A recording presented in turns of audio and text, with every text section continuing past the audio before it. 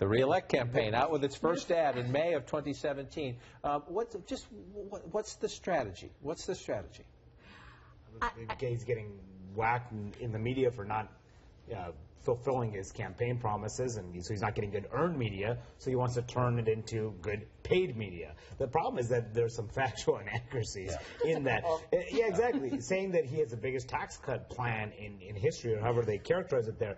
That is a two-page tax cut plan. That's his tax cut plan. On the screen it said, getting that passed is going to be very difficult, if not impossible, in this political environment. So it's. Did you see on the screen when they were saying biggest tax cut plan in history? On the screen it just says biggest tax cut in history, which is a little bit different. Right, there's some hyperbole there. Claiming credit for 500,000 jobs, which of course, nothing he's done at this point is affecting the job market that dramatically. Obviously, it's fair to say he did cut regulations. It's fair to say he did confirm a Supreme Court justice. But the economy takes a lot longer to move than that. And at the end of the ad, they have a picture of him shaking hands with his national security advisor in full uniform, which violates the spirit, if not the letter, of Pentagon policy about wearing a uniform in political ads. That's not General McMaster's fault. I'm sure he had absolutely nothing to do with that. But what is the strategy here? I was talking to a friend of the president over the weekend who said that he's really frustrated, that he thinks he is getting a bad ride in the media. And again, I said to this friend, I said, I don't get a vote on Obamacare repeal. None of us do. None of us get to vote on border wall funding. Right. And he said that he's not getting enough credit for the temperamental, stylistic changes in Washington,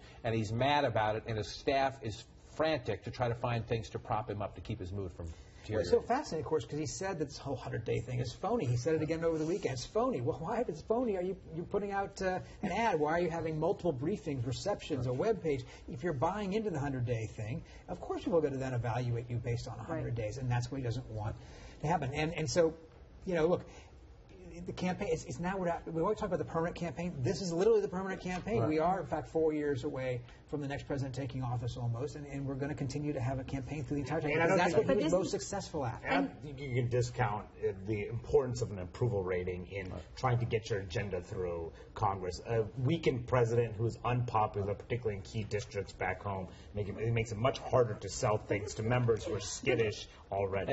Just as you come into the conversation, to that point, some people have told the president, slow down, go one at a time. Get more involved in the details. Don't go off the rails like you did with Obamacare repeal effort. But they want to push for a vote this week on Obamacare repeal. We'll see if they have the votes.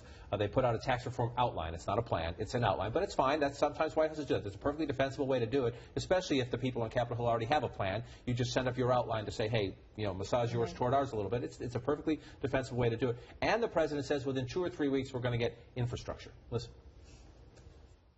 We're going to do infrastructure very quickly. We've got the plan largely completed, and we'll be filing it over the next 2 or 3 weeks, maybe sooner.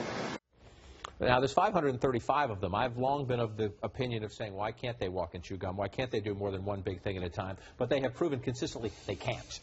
Right, and it's just interesting that he always seems to be looking like to turn the corner to the next big thing. And when healthcare was going down, he said, we're going to forget this, we're going to do taxes next. Now he hasn't done taxes. I guess we're done with taxes now that he's put out the outline of the plan. We can move on to infrastructure. I think that for Trump, he's mused aloud many times now about how hard this job is, how things are more complicated than he thought they would be, and that it's a lot simpler to have a campaign ad or to be in campaign mode. He's had several rallies that have been straight-up campaign rallies, which presidents have never done this early before. And I think that's because that's a mode that's much more comfortable for him, and it's easier to even to come up with an idea, put out an idea, than it is to do this sort of hard work of building consensus. And he gives himself an A, and when asked then why aren't these things being done, he blames the rules.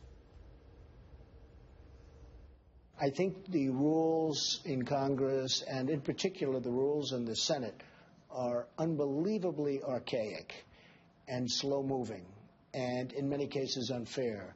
In many cases you're forced to make deals that are not the deal you'd make. Well, I mean, this is the job. This is the job. This is the job. He asked for this job. No one asked him to run. This is the job that he took. And the fact that he doesn't know how to work with the Senate and he doesn't know how to work with the House yet to get things done, that's on him. That's on the administration.